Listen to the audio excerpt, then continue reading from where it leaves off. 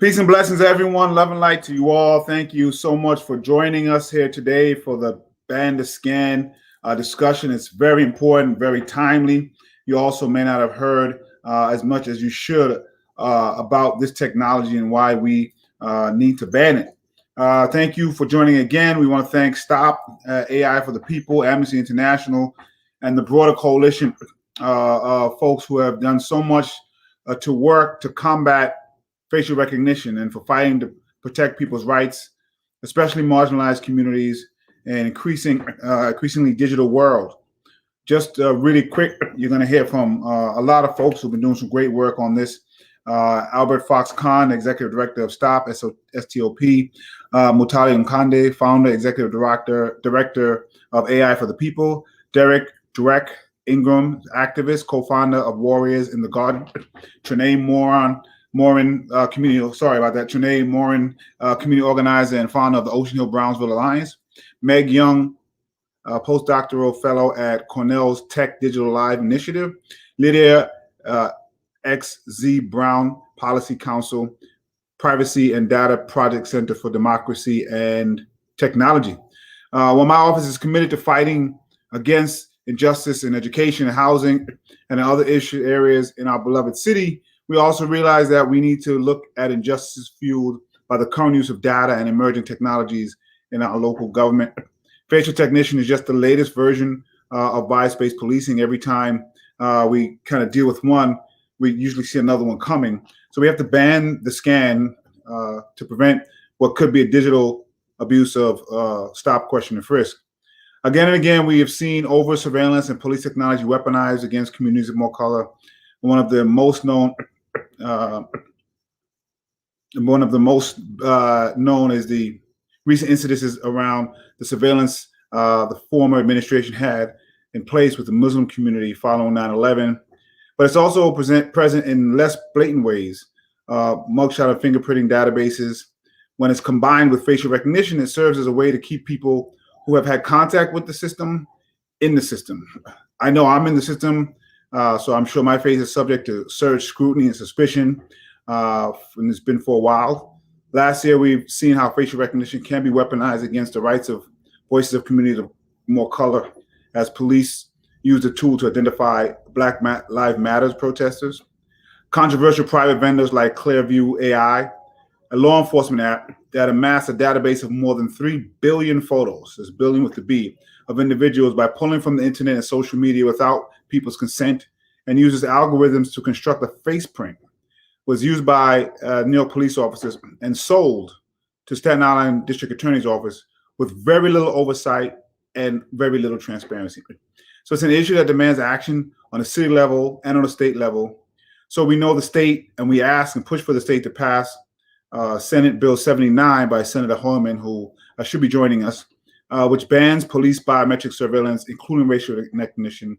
Hopefully he'll be here and we'll talk soon. I'm also calling for the council to introduce and pass a comprehensive ban on government facial recognition for mass surveillance, which includes the NYPD. I'm also calling the mayor to take action and cease use of facial recognition technology across New York City government, including law enforcement. In my letter to the mayor, I call for a complete stop of all use of facial recognition technology and transparency to use to date. We know that it is very much a tool of oppression. It is very biased. It's very flawed from the onset. Its implementation will conform to systemic biases we've seen for a very long time. And what we know is that the further you are from being a white male, the less likely it's going to work. And we've seen that time and time again. So we need city and state action to take on this technology that doesn't seem to be a tool of public safety at all. As Amnesty International says, its systems are a form of mass surveillance that violate the right to privacy and threaten the rights of freedom of peaceful assembly and expression. A study in 2018 showed that some facial analysis algorithms misclassify Black women nearly 35% of the time, while nearly always getting it right for white men. A 2019 study from the federal government saw even worse, with the majority of algorithms finding between 10 and 100 times more false matches for Black women than white men. That's up to 100 times. These error-prone, racially biased algorithms can have devastating impacts for communities of more color. One false match can lead to a wrongful arrest, a lengthy detention, possibly even deadly police violence. Facial recognition technology has a capacity to be not a tool for public safety, but possibly a threat to it. This is an issue of liberty, it's an issue of equity, and that's why we need to ban the scan. But we also learn that many times when officers and law enforcement say they need this to make arrests, like we've seen in the Capitol recently, they actually have other mechanisms that can be used.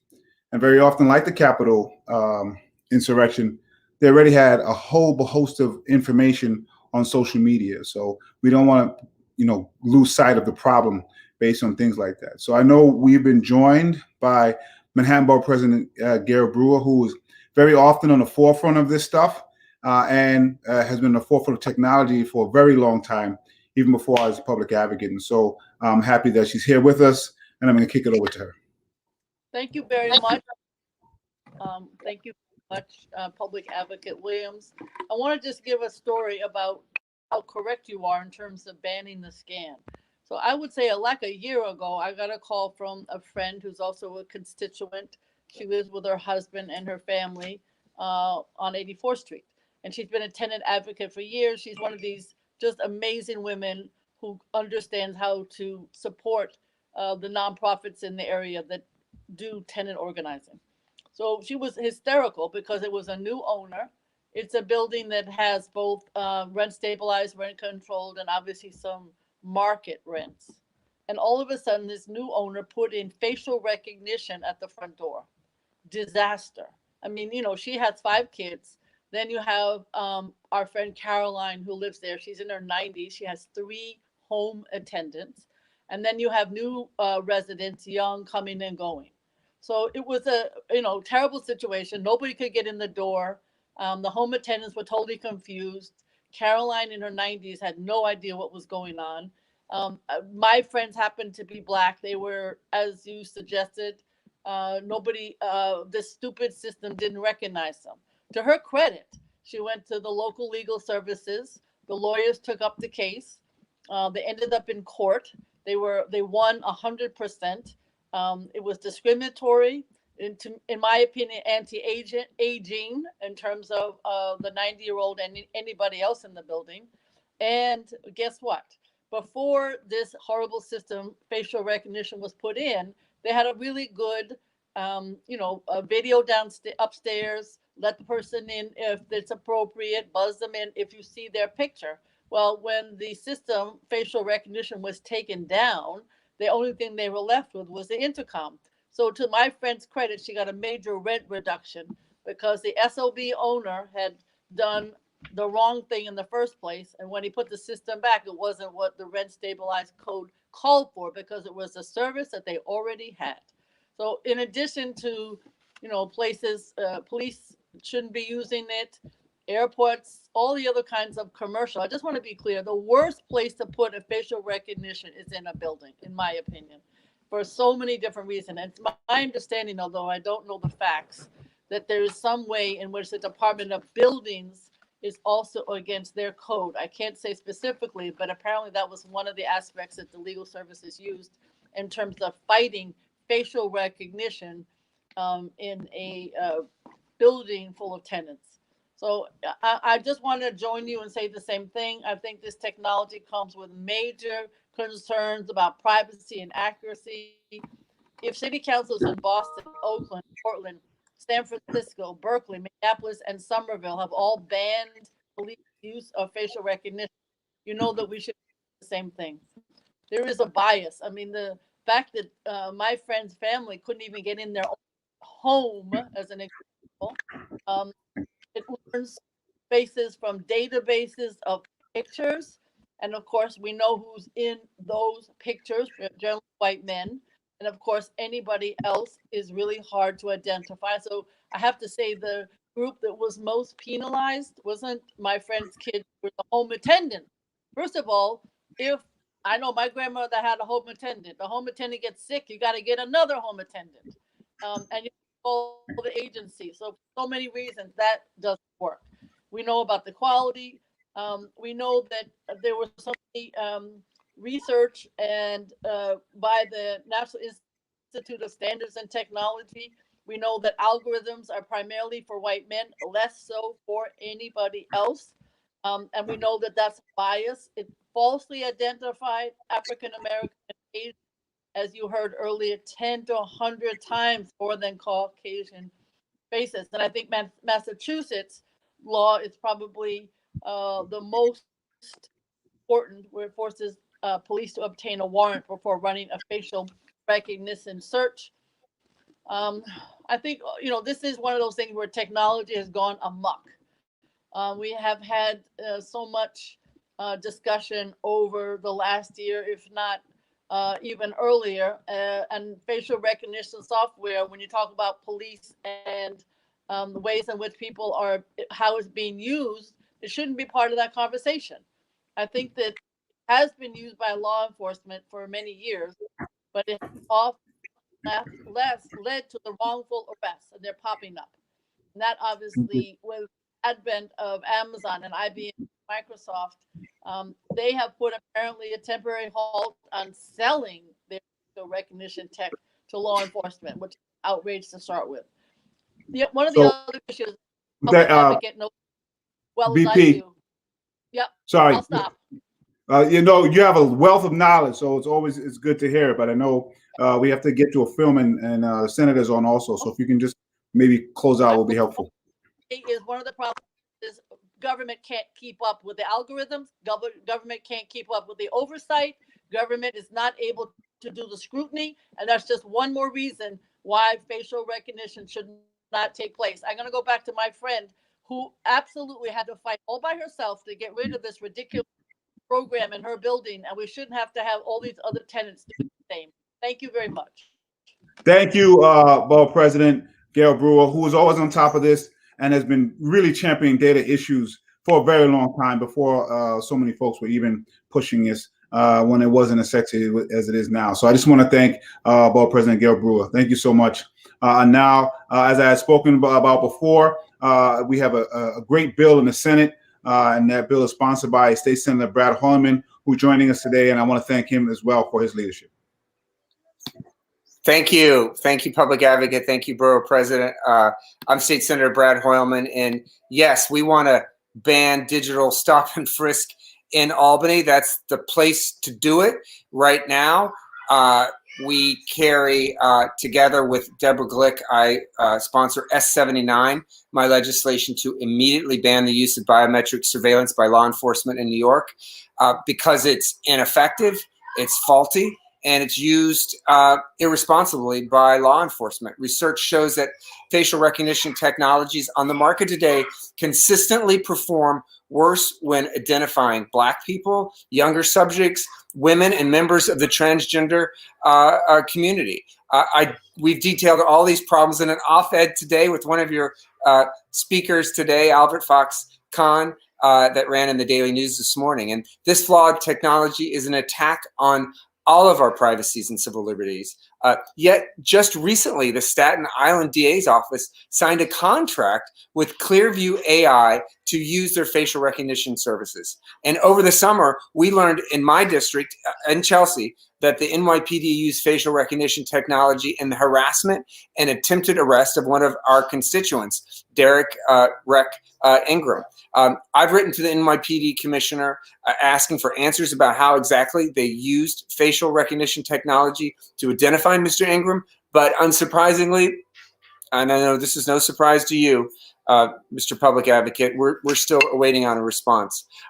When the police and DA offices work this hard to keep their use of facial recognition a secret, they are tacitly admitting that they know how problematic this technology is. And so we need to pass S79 and join Minneapolis, San Francisco, Oakland, and Boston, preventing law enforcement from using facial recognition to harass innocent people and ruin their lives. The threat of facial recognition technology permeates to people's homes, and we've seen apartment complexes trying to install facial recognition technology instead of a key. And landlords are wielding this significant power over tenants by controlling access to stable housing. So S73 is going to prohibit the use of facial recognition systems by landlords to combat this threat. So we have to stop the use of biometrics in the city and state. And I'm grateful, public advocate, for being able to participate in this important public discussion today. Thank you so much. Thank you so much, Senator. I really appreciate the leadership. We appreciate your bill and the Assembly members' bill, and hopefully we can get this done. Thank you for spending some time with us. Thank you. Next, as we mentioned some of the panelists, we're going to have Mutule Nkonde, the founder executive director for AI for the People, who's going to tee up a short film that we're going to have before we get into this panel discussion. Thank you. Thank you, Public Advocate, and good evening, everybody. My name is Mutale Nkonde. I am the founder and CEO of AI for the People.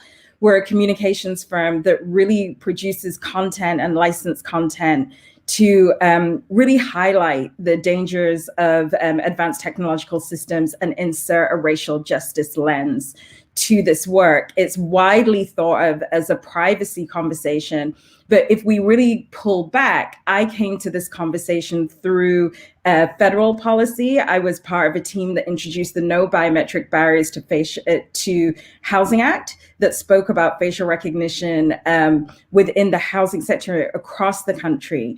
And now really turning to arts and culture as a way to translate these issues to general audiences. The policymakers on the federal side have been Black policymakers, specifically Black women. Yvette Clarke of Brooklyn was the person that I worked for. So it's with I'm so proud to see the Public Advocate make sure that not only Black communities are centered for their activism within this, because we are the most impacted, but Black lawmakers are partnering with the Senator Hoylman and Manhattan Borough President and others on this. In the video, we are going to see 2 case studies from New York, one from housing, one from policing. And in the policing case, the question that really hangs over this is, do the police have probable cause for arresting innocent New Yorkers as they go about their day? So without further ado, I would like to present to you Ban the Scan. It was a video that AI for the People produced in partnership with Amnesty International and is part of this campaign. So take it away.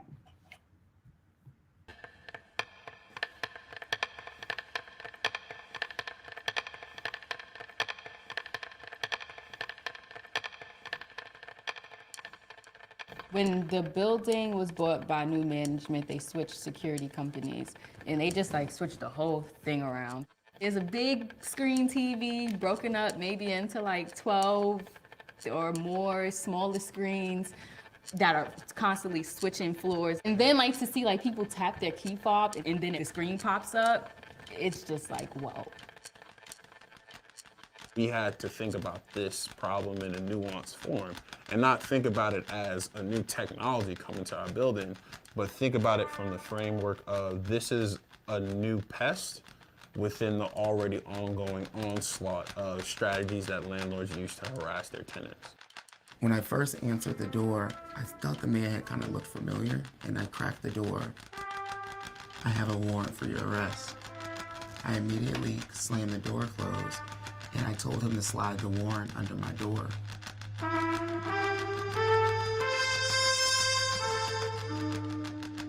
We received this really thick manila package, probably had like 30-something pages in it. And it had a one-pager about the type of technology that they would be using, which was Stone Lock's facial recognition heat mapping system, which they tried to sell as being like a better alternative to other facial recognition systems. But to get into the building, I would need to scan my face.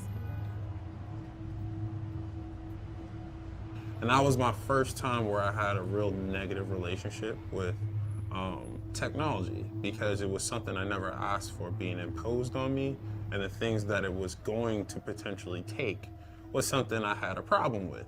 And I got worried for folks like my great-grandmother, who doesn't know anything past your regular like rotary phone.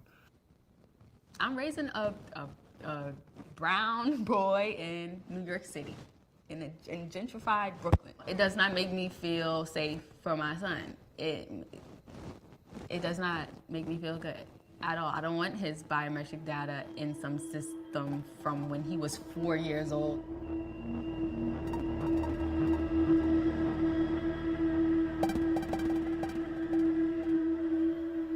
Like, my thought pattern was like, if this thing is installed into my building, and you are now tracking my face, you have my biometric data now, and I go to work one day, and I'm working 9 to 5, but while I'm at work, I end up in a virtual lineup that I don't know about. Nobody calls you, nobody tells you, they just do a virtual lineup. But now I have to fight the algorithms. I have to prove that the algorithm is wrong. I have to tell some data scientist that, yep, that algorithm is wrong. Like, that's not my face. That's not my biometrics. I was looking out of my bedroom windows, and there was officers in my patio area, and one on my fire escape. One was holding his holster like this, and the other had a long gun, and they were pointing it directly at me. And that escalated it quite a bit. Yeah.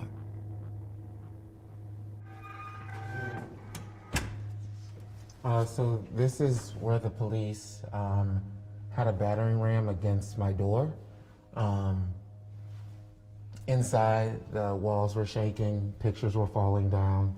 I could hear them counting loudly, saying 1, 2, 3, boom.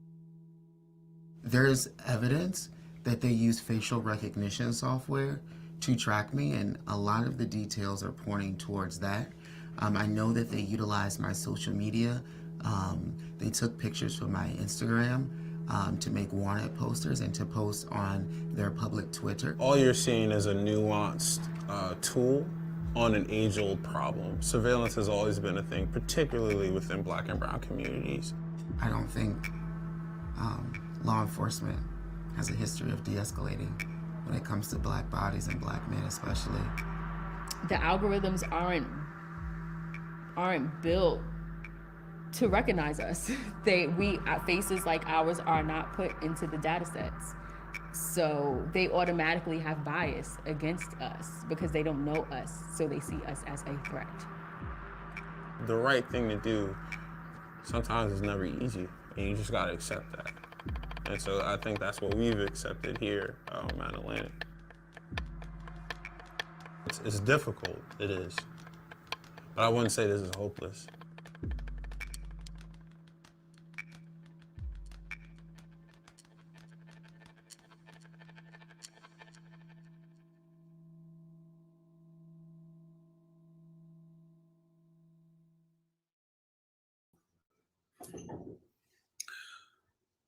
Thank you so much for that short film. Pretty powerful, and it may be introducing people for the first time what's happening here with this, the biometrics, the facial banning, the facial technology, facial recognition technology, and folks may be wondering, why is it so bad? They hear about it in the news, and maybe it keeps us safe.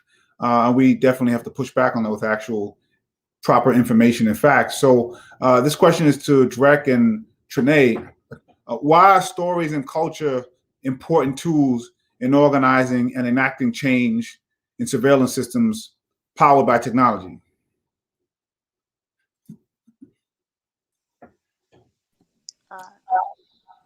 Hello, everyone. I don't know if Drek, you want to chime in first? You can go first, Trinae, that's fine. I think that it's important because it puts it right in front of everyone's face. You're seeing what's happening in real life. It's not a made up story.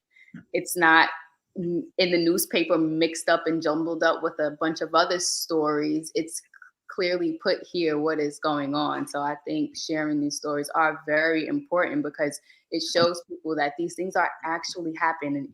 It's not just a fairy tale story. It's not just someone being, I don't want to say crazy, but someone just being extra coming up with ideas in their head. No, this is really real and happening. So I think when people see the real people that this is happening to and they're able to have conversation with real people who have experienced this, it just helps us spread the message more and have more support within our communities. And I may have said, is it direct or is it direct? I think I chopped it all up. I think you're on mute, bro. You got it right. It's direct. It's phonetic. Okay. Thank you. But go ahead, man. Yeah, I agree with everything that Trinae said. I really believe that when we have examples of our privacy being violated, of us being monitored and surveilled unlawfully, our community, our allies, and our comrades are able to identify with that.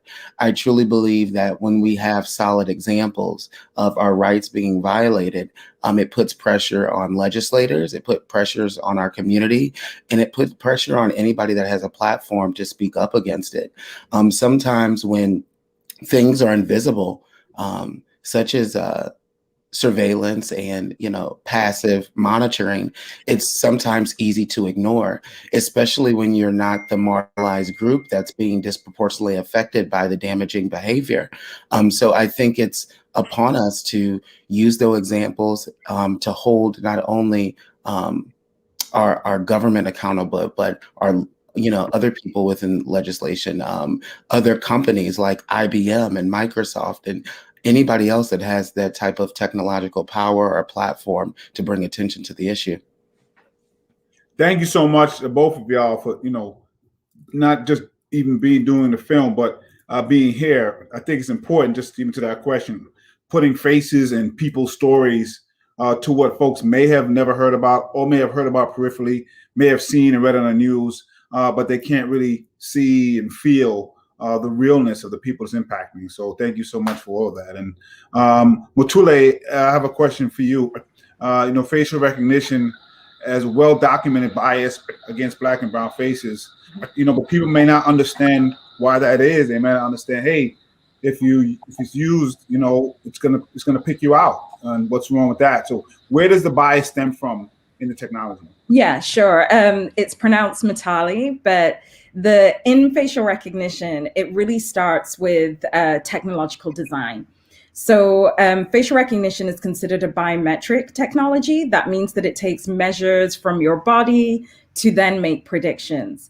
And the way that model is trained is that it's fed hundreds, thousands, potentially millions of pictures of what it considers to be a human face. Those pictures are then averaged. So they'll look at maybe the space between the eyes, the circumference of the nose, the chin to, the cheekbone to chin measurement, and develop this model. And part of that model includes skin color and hair. And because Silicon Valley is such an overwhelmingly white, male, research-dominated space, those pictures tend to be of white males. So once this model is trained and it is presented with new pictures, new digital images, it compares the image that it's seeing with the image that it knows. And if you don't match, if you don't have a white male face, then it will say, it will either reject you or be a false match. And this becomes really problematic because it gets back to two things. Number one is it gets back to this question of personhood, who is a person in the United States. And we know at the founding of our republic, Black people were considered 3/5 of a person. So we were not even given this idea that we could be full people. It gets to this idea that Black people all look alike because of misidentification and mismatching, which is another function of racism, that people can't even be bothered to look into us to see who we are.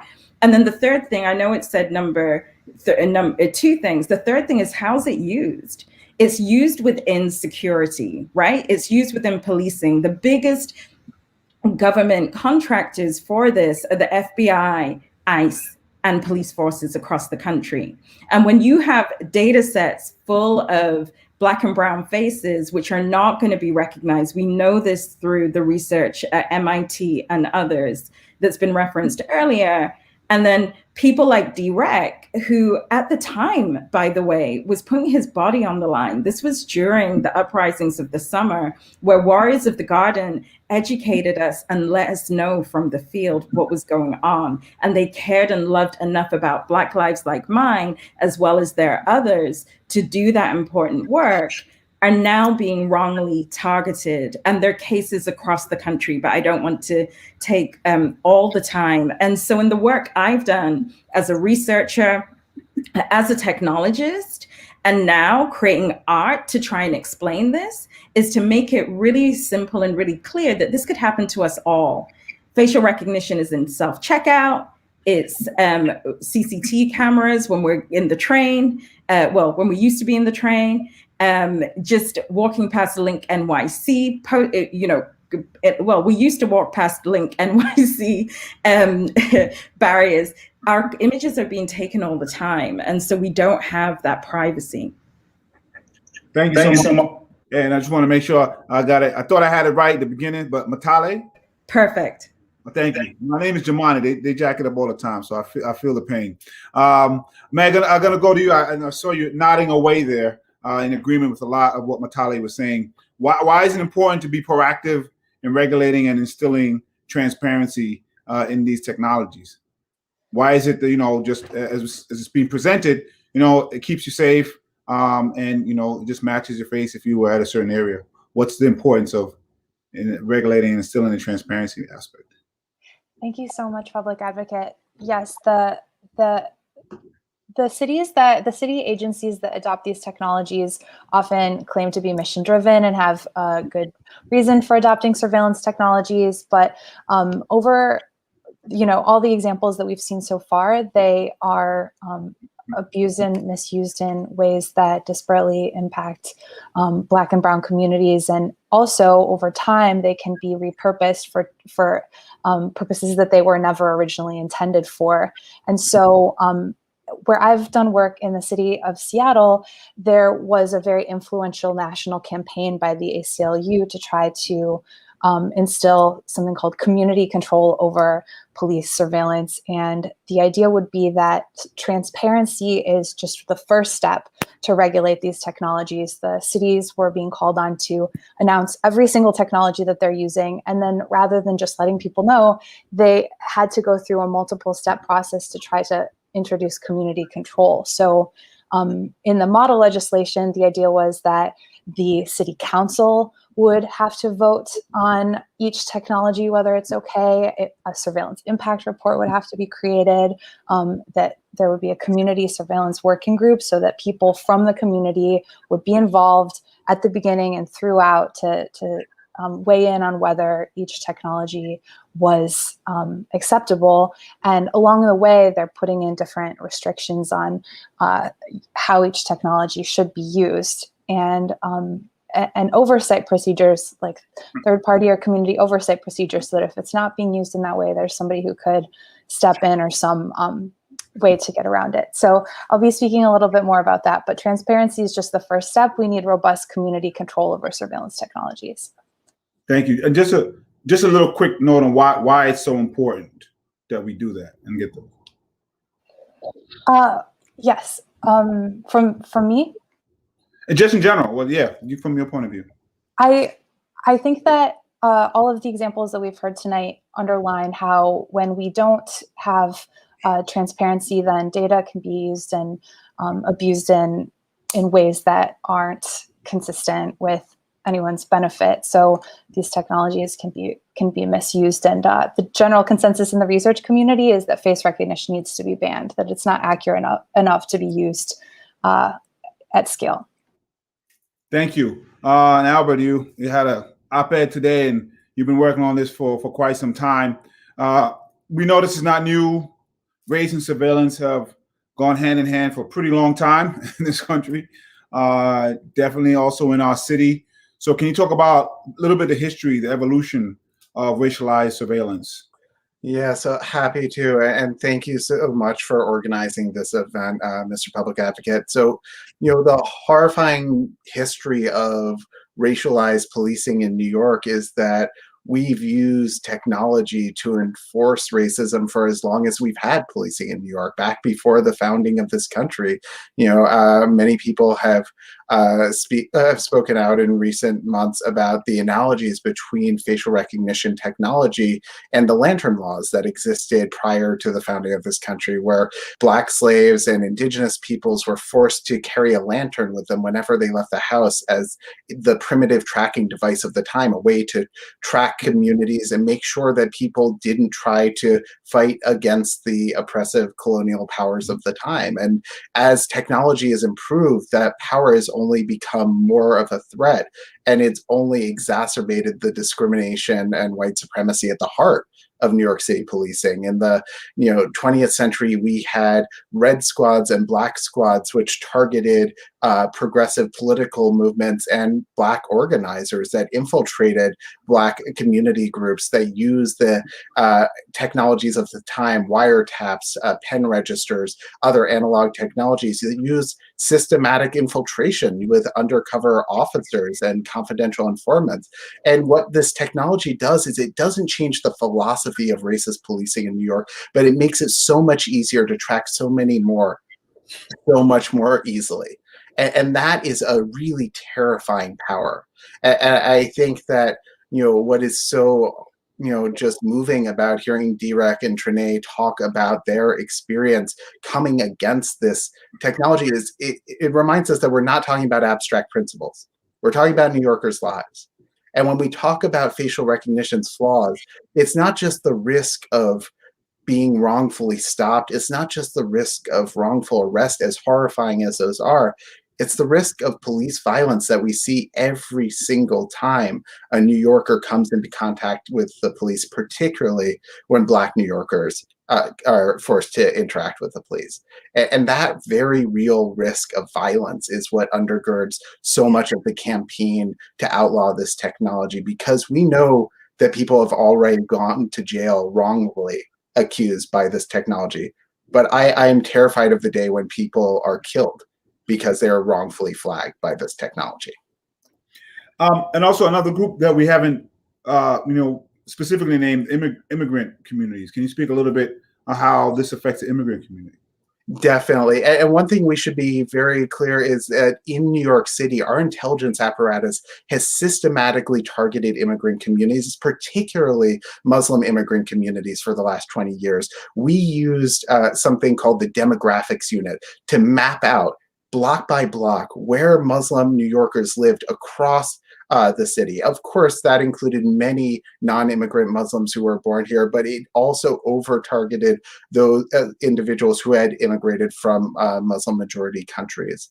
We know that this information is a potent threat to our undocumented brothers and sisters, because we know that this information isn't just used by the city, but the information we collect in the name of public safety, but really in the reality of public control, is made available to our federal partners through information sharing agreements, through intelligence fusion centers like the high intensity drug trafficking area, through the Joint Terrorism Task Force. So while we claim to be a sanctuary for undocumented New Yorkers, the reality is that our tax dollars are empowering systems that fuel the deportation engine, the engine that so many of us spoke out against during the Trump administration, but is still deporting and terrorizing undocumented individuals to this day.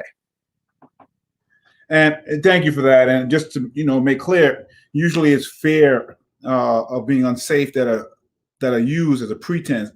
And back after 9/11, there was a lot to be concerned about, but that fear was misused. And just in case folks are listening and don't know, all of that Muslim surveillance, there wasn't one credible arrest that was made during that time. So like most of these things, it doesn't lead to what folks say it would lead, but it does create another sense of actually unsafety in the communities that they're being used against. It. This next question is for anyone actually. Just more about how have other governments struggled with this problem. We've heard that some have outright banned it. What else do we know that governments are trying at the moment to try to struggle to figure this out? I can speak to that, or at least start to speak to that. I've been doing some work with the EU, who are looking at, initially they had the votes to go for a ban, and then that was walked back. But really getting to the point that you just made, public advocate, around what is safety. Like, let's critically ask, what does it mean to be safe in your community? And really the narrative and the line that we're pushing with my partners in the EU is this idea of having whole communities. If we have whole communities where people have housing and employment and food, then we actually don't need these other mechanisms of control. And then in some other work, the UN published a report last summer called Techno-Racism. And I was involved in the rollout with the UN Secretariat's office. And one of the things that they're looking at as the international community is, to Albert's point, what happens with minoritized groups. So we see in China, for example, that facial recognition is used to identify Jaeger groups and then really direct them to what are concentration camps and re-education camps where their culture and language is taken from them. And while that may not be happening in the United States, what you are seeing are what you are seeing is the tacking and tracing, to use the language of COVID, which is really dangerous of the most vulnerable communities. And I just wanted to raise that as we're thinking about immigrant groups, we cannot forget about non-binary brothers and sisters who are misgendered by these technologies, as well as our family members that live with disabilities who have like double and triple cause with this as well. Thank you. And I like your use of the word minoritized. I'm going to definitely use that. Was it Sorry. Yeah, I just wanted to quickly add that when we look abroad, one of the most exciting things that we see right now is this Ban the Scan partnership.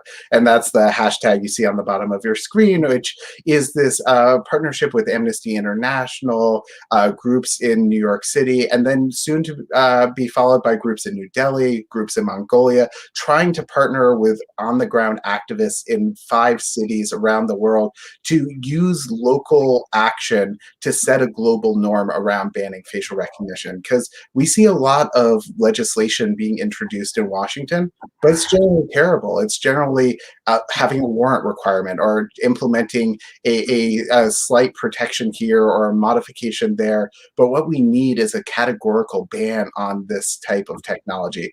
And right now, we don't see the willpower to do that in Washington. But by moving forward with bans in leading cities around the world, we can actually set a global norm around this this type of approach. Thank you. I think that's a point to point out that it's a global push right now. I think that's important that we point that out. And globally, it's the minoritized communities that are also just raising their voices and the impact it's going to have on them. And I'm sorry, Natalia, you were going to say something? Really, really quick, because we've only got an hour. I do want to push back on this idea that all legislation coming out of DC is terrible, just in the sense that the Congressional Black Caucus and partners that I worked with, and really members that were coming from the New York delegation, and that was with including the Latino caucus with AOC. What those people were doing were really introducing what were messaging bills, which get us to have this conversation, that get us to conversations like this, to op-eds, to films like the ones that we're creating, and bring in grassroots activists. Because one of the things that I always say is that I don't think that policymakers will take us to the promised land, but I do think that movements can. And if we don't look at the vital work that's being done by Black and Brown activists and lawmakers to even ground those conversations, we don't want to be throwing the baby out with the bathwater.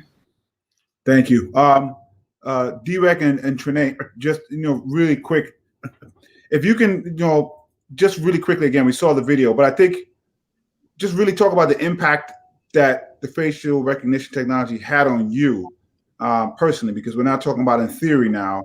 But just a few seconds again about the impact it had on you and how you felt when all this is going on. I personally believe this is beyond me. Like Mitali was saying, I think the only way to bring about adequate change when it comes to facial recognition and how the lack of research and how it's been unlawfully implemented is to make this a movement and to educate the masses on what happened. But in terms of my personal experiences, it was traumatic. It was evasive. It was so pervasive that I have trouble being around police. I have trouble when I see cameras. So like it's had a mental effect on me and how I navigate society moving forward. I believe if police are authorized to deploy facial recognition against myself, and somebody with a platform, that people that don't have one will be victimized even further. And these technologies are unquestionably being used to target Black and Brown people merely for existing. And that's what we're trying to bring attention to. So I really I appreciate the time to tell my story. I think it's too long for this space. But I also think the issue is beyond me and Trinae. It's happening in the Bronx. It's happening in Brooklyn. It's happening everywhere. And I think as a collective, we just have to come together to stop it as well. Thank you. Trinae, anything you wanted to add? Same. My experience just eye-opening. It was insightful. I mean, I wouldn't have thought that this would be a thing, that people would want to like track me to find reasons to kind of give me a demerit to get me out of my house, which is what I ultimately felt like. And then kind of, I don't like this fact, but D-Rex's situation kind of validated my feelings about facial recognition and the fear for my son. Like this is D-Rex's situation is a kind of a manifestation of my fear for my child, is that this could happen to him. So just at the end, yeah, it's very eye-opening. It was very traumatizing, even now coming in this pandemic and having to having to scan my face in order to sit outside. Like in the summertime, I had to scan my face to sit outside and have a drink with my friends. And my friends are they're light skinned, you know. It did not recognize me. And in that moment, like I knew it was real, just pushing back against it in my community for my building. But when it actually happened to me at a restaurant in New York City, the woman I had to scan my face 3 times and it would not recognize me. And she ended up, I had to tell her, it's just not going to recognize me, miss. I've studied this. It's just not going to process my face. Please just let me sit down. It literally had to get to that point. So, yes, it's just very eye-opening. It truly traumatizing if you experienced it. Once you kind of acknowledge that it's happening, you can't not see it. Even my son, when we go places, he's like, Mom, it's the camera right there. Does that camera work? So, I mean, I'm appreciative of this conversation. I am appreciative of Mutali and Amnesty and you, Jermaine, Ani, for having this conversation so that we're able to make more people aware of this and let people know that this is really real. Not just be comfortable with technology at face value. We have to read into what we're actually who we're giving our information to. Our biometrics are very important. We can't get new biometrics. It's impossible. You cannot switch your face. So we need to protect this. So we need to ban the scan. It is imperative for our protection and safety. Thank you. And for those who don't know, D-Rex situation involved helicopters, all kind of crazy stuff. That was it was real wild. Really quickly, we're gonna close out with a video from Lydia XZ Brown. But I want to just give folks a last second here. We're all demanding ban on facial recognition. So if you can just really quickly tell New Yorkers how they can come together and organize as a movement to ban the scan, and include where folks can reach out to you as well. We'll start with Meg. Oh, Mutale is the point person for this. So in case, I mean, you can tell how folks can get in touch with you as well. We're going to end with. Oh yeah, I'd be delighted for people to get in touch with me. I'm on Twitter at megyoung0, and I've got a list of questions that we can ask our lawmakers that I worked on with advocates in Seattle and the ACLU Washington. So megyoung@cornell.edu. Albert? So I wanted to ask people, if you have just 1 to 2 minutes, that's all it takes to send a letter to City Council Speaker Corey Johnson calling on him to introduce legislation to ban the scan. You can go to banthescan.nyc or banthescan.amnesty.org, and there you'll have a link to the pre-formatted letter. You can add what you think is the reason why we need to get rid of this technology. And then on top of that, we also have a petition to both support the city legislation and passage of S79 up in Albany. And really, this is something we can turn into law with just a few minutes of your work in just a matter of months. Renee?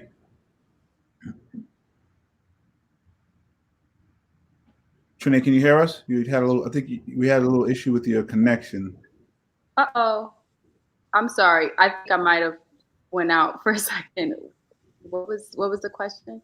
We're basically letting everyone tell from their point of view how New Yorkers can help ban the scan, and if folks want to get in touch with you or anything you're working on. Definitely visit the Ban Scan website, just like Albert said. It is a wealth of information there. So please visit the website and share it with anyone you can. If you are organizing in your community, bring it up in a community board meeting or your tenants meeting, your floor captains meeting. Share it with anyone, because it can happen to any of us, seriously. So if you can just become a part of this conversation and state your stance, we would really appreciate it. You can find me at TrinaeAM at gmail.com or OceanHill-BrownsvilleAlliance.com. That is where I am taking my organizing efforts. And thank you all. Thank you. D-Rec. To avoid repeating the mistakes of our past, we must read our history and heed its warnings. If government agencies like the NYPD and the FBI are authorized to deploy invasive face surveillance technologies against our communities, these technologies will be unquestionably used to target Black and brown people merely for existing. I believe we're at a pivotal moment in our nation's history. We must listen to the voices of protesters in the street and act now to make systemic change. I don't believe that banning facial recognition technology will stop systemic racism, but I believe it'll be one powerful tool that we take away from the oppressor and institutions that are responsible for upholding it.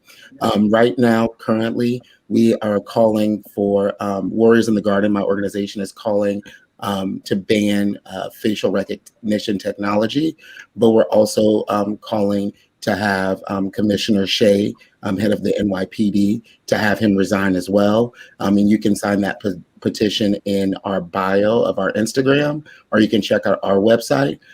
We're also collaborating on the Ban the Scan campaign, and you can reach me on any of my personal social media or by email at imdrac@gmail or on Twitter or Instagram as well. Thank you. Makale.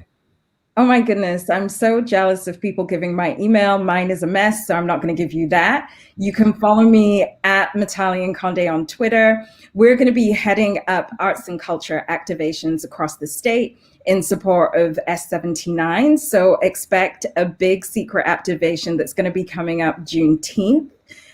So look for us there, as well as speaking to Black and brown New Yorkers to find out their experiences and creating video and other types of content that we'll be releasing onto social media. And really, we want to hear from you. The science is one thing, but the stories are quite the other.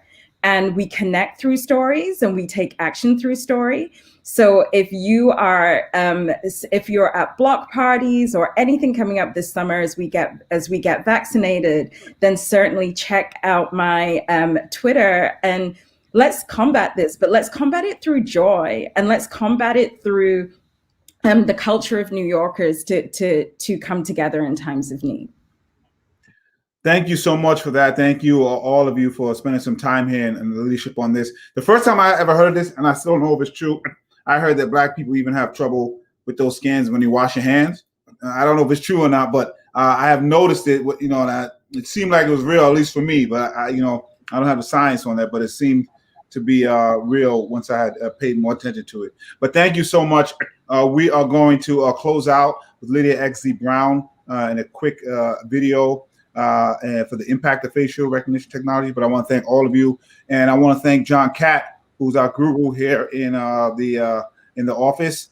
He's in the background now, making sure everything's operating. But I appreciate him. He's the one that's actually been pushing on this, as well as Rama Isa Ibrahim, who's the Deputy Public Advocate for Justice and Safety, and my entire team. I get to be out here. I get a lot of credit, but it's really them who are doing this work. So I appreciate them. Thank you so much, and I will turn it over. For John in the background, y'all won't see him, but you'll see Lydia XZ Brown and their video. My name is Lydia XZ Brown. My pronouns are they, them. I'm Policy Counsel for the Privacy and Data Project at the Center for Democracy and Technology. Many people don't realize or understand that disabled, queer, and trans people, especially those of us who are also from communities of color, are already affected and discriminated against daily by automated software that uses facial recognition technologies. In the hiring context, softwares that purport to perform sentiment analysis using facial recognition to track eye movement, eye gaze, facial movement, or expressions to be able to analyze the movements or the appearances of people's faces are going to fail to capture what eye movements and facial expressions are supposed to mean on people whose movements are affected because of being blind, because of being deafblind, because of being deaf, because of having Tourette's, because of being autistic, and for many other reasons. People who are born with congenital facial conditions, with particular experiences of facial appearance due to Down syndrome, due to craniofacial conditions, we might not even be able to recognize reliably, depending on our disabilities, by different softwares and technologies. This is also a problem when facial recognition technologies are used in schools from K-12 contexts and colleges and universities as part of automated proctoring software meant to identify which students are taking an exam, whether they are in fact cheating or using unauthorized study aids or materials, and that will and already have failed to recognize and failed to capture disabled students' movements and appearances as being that of a student who is supposed to be taking the particular test. And then there are further concerns. Who has access to this data? Even if we are accurately or correctly identified in contexts where that is a purpose for facial recognition technologies, do we want people to have access to that data or information about us? Do we want people to be able to figure out whether or not we have a disability? Do we want this data flagging or attempting to categorize us based on gender categories that might not match who we actually are? Do we want people to be able to assess, analyze, access, or share this information about our lives? And for communities within the disabled community that are already multiply marginalized, we already struggle with the reality of hyper-surveillance in our lives. And the expansion and increased use of facial recognition technologies is something that should scare and concern us all. Thank you so much, Lydia, for that video. Although they didn't have the ability to join us today, that video was very impactful. Thank you, everybody who was here. May have been just hearing about this for the first time. Please do some more research. Many people might be on trying to further the conversation. Either way, we invite you to join our office and those who are working on this issue, because many times it is presented, again, as something that makes sense, something that will keep us safe. But when you dig into it, it's really the opposite. And as usual, unfortunately, the impacts are hardest hit on the Black and brown community. It's interesting that Lydia mentioned Tourette's syndrome. I remember I have Tourette's syndrome. I didn't even think about that when they were talking about the abuse of stop, question, and frisk. One of the things they said they used was furtive movement. And all I do is make furtive movements. So I'm like, oh man, I don't know what I'm gonna do now. But thank you so much. I did want to thank Philip Ellison, a Manhattan Borough advocate who also has been leading and championing on this issue. So thank you, Philip, and the entire staff. All right, everyone. Peace and blessings to you all. Love and light, and I'll catch you in the next conversation.